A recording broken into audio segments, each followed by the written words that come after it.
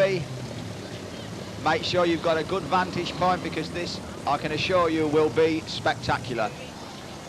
It's probably the last time you'll ever see cars such as this fighting out a demolition derby, because these are very, very rare cars, as you obviously realise.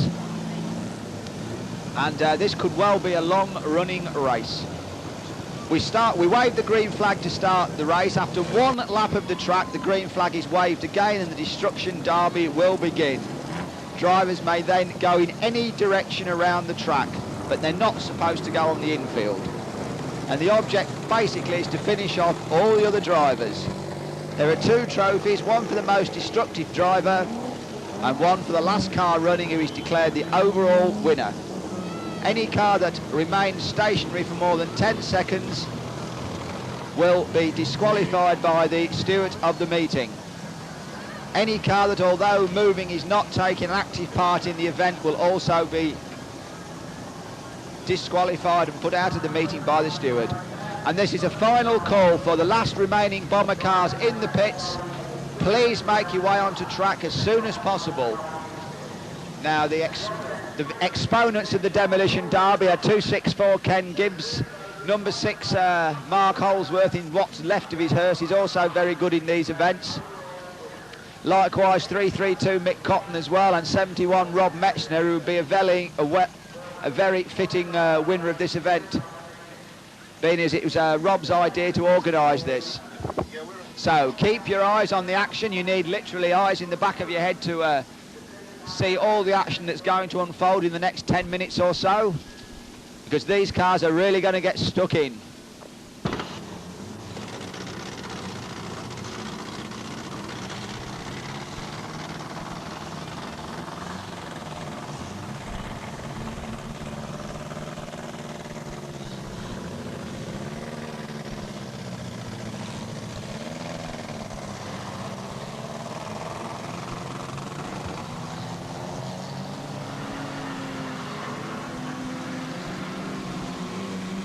So the cars do one lap and then it's into the DD next time round. That's if some of them manage to make 33. They're getting jacked or partially jacked by 17, and I think the DD has commenced. They're not waiting for the green flag.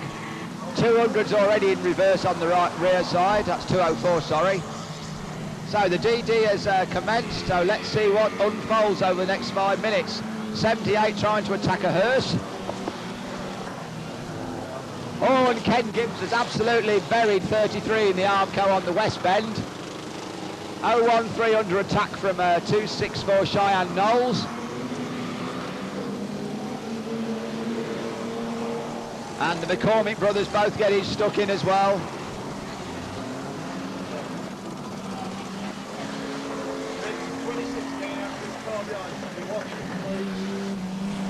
'26 Chris Burns bails out.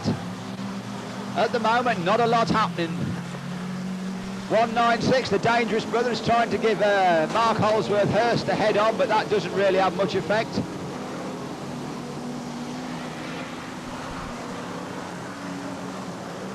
As we said, they should keep off the infield, but we've got a congregation there, and Ken Gibbs comes straight into the Little Austin Somerset. Ken Gibbs, a real good driver at these events. Oh, and Ken Gibbs into Rob Metzner as well. I would think Ken Gibbs has really sorted a car out for this event. Reg Hartop tears across the infield in that old Humber. 32 Jamie Woodward is trying to bury a car on the West Bend, which he's just about succeeded doing, an old A60. Mick Cotton's got himself going as well, thank goodness. Cheyenne Knowles is chasing Reg Hartop across the centre green.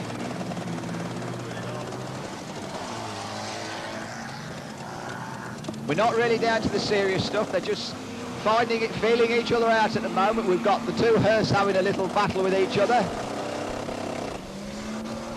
And Mick Cotton having a go at Jamie Woodward's Rover. Likewise, oh, and that's a superb steam. It lifted the back axle clean out of Woodward's car, who then gets a head-on from Mick Cotton in mayhem.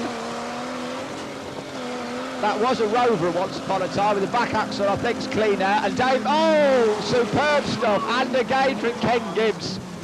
Keep your eye on the intersection because that's superb action. Ken Gibbs just backs off as if nothing's happened. But 125 reverses into him, but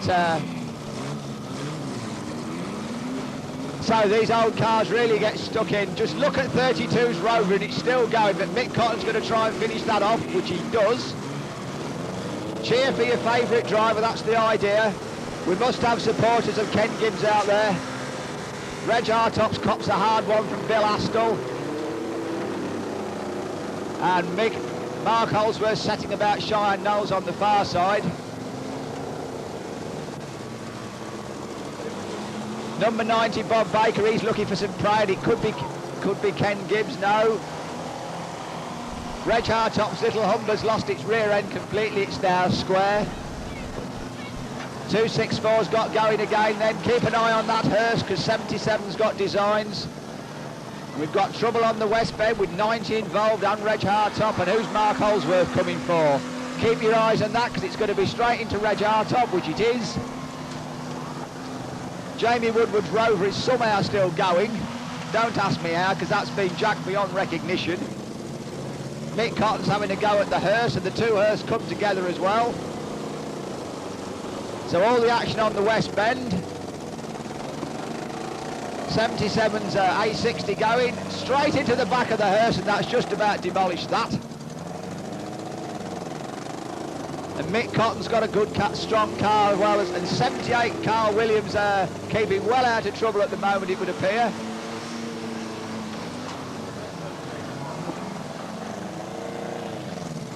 Oh, and these two old hearses having a superb time, and that's a superb steam by Carl Williams on Mick Cotton.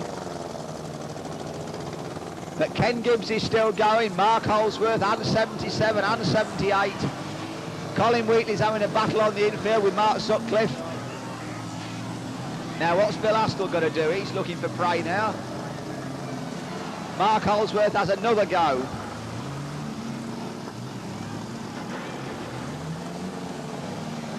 So Carl Williams is very much mobile, Mark Holsworth is as well. Mick Cotton's called it a day. I forgot we've got one of the Dangerous brothers, 125, that's Paul still going over there. Mark Sutcliffe still mobile. He's going to look after, he's going to try and attempt 125, but that won't hurt him. 264 at the moment. Now just look at the state of Ken Gibbs' car. Poor old Ken Gibbs.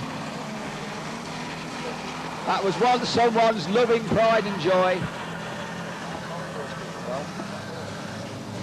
Mark Holsworth getting really stuck in there with 77 and 78.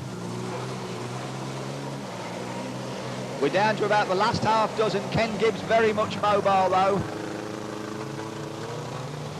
In that Wolseley 6110 Mark II, and he's coming round looking for prey. The commentary cars normally avoid each other. Oh, and he comes in with a thundering steam on the rear of 11 Bill Astle on the exit to the west bend, and he's still going. That is certainly a strong car Ken Gibbs has got. The hearse is totally disintegrated now. Just look at that hearse of Mark Holsworth. He's still going though. It's amazing how these cars are staying mobile. 77 is still going, 78 still going. 125 is still trying to sort out, that looks like Mark Summerhays. Just trying to see where Ken Gibbs is amongst the mayhem. Ken Gibbs still mobile, just on the exit to the west bend. And he comes in to hit Mark Sutcliffe again. He's trying to extricate himself from that mess down there. Mark Sutcliffe struggled free as well. 264 Ken Gibbs is free as well. 78 still mobile, so is 77. It looked at 125. We're down to 5 cars. Ken Gibbs has got crawl again. He's looking for Mark Sutcliffe and he delivers a head-on right above the air. Passenger side wheels, that's the place to go. 77's got plenty of steam. So we're down to 4 cars. 125 very much mobile, and so is Ken Gibbs though, and it looks like it's going to be Ken Gibbs versus the Warriors. But those two A60s come to grief, but both are still mobile. Ken Gibbs has got Crawler gear and he's looking for Mark Sutcliffe, and he delivers a head-on right above the passenger side wheels. That's the place to go. 77's got plenty of steam. So we're down to 4 cars. 125 very much mobile, and so is Ken Gibbs though, and it looks like it's going to be Ken Gibbs versus the Warriors.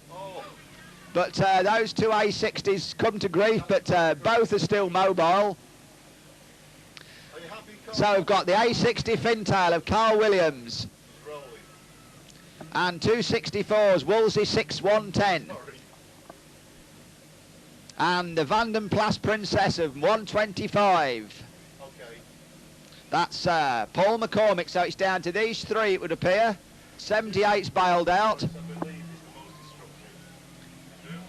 And those 3 are in the time of their life on the intersection. None of these cars obviously want to go and meet their makers.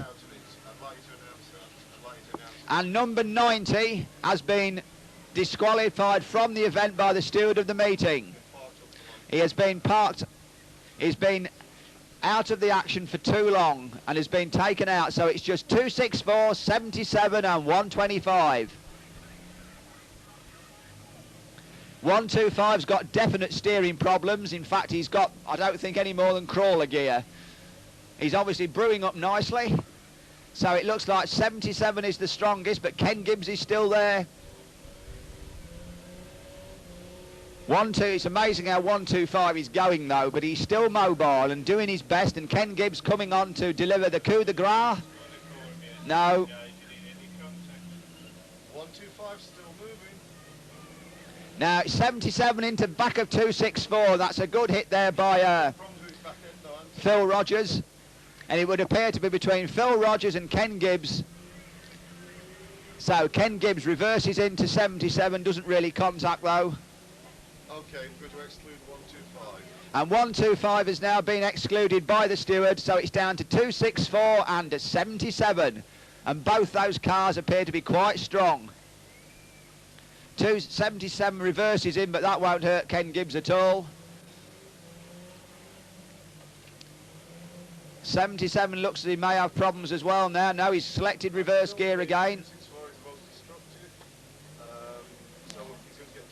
Now has 264 got problems? 77 Carl Phil Rogers, he's still mobile in his A60 Fintail. 264. Yeah, can we count them down? Which ones? Count 264 down. We're going to start counting 264 down. 264, I'll give the trophy as runner-up and most destructive. But count them down. So 264, 10, 9,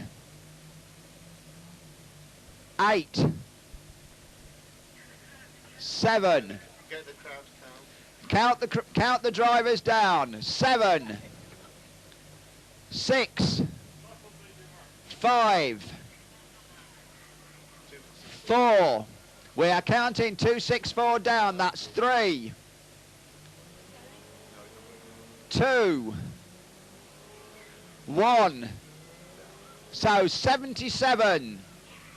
Phil Rogers is adjudged the winner. 264 will take the runner-up spot and the most destructive driver award.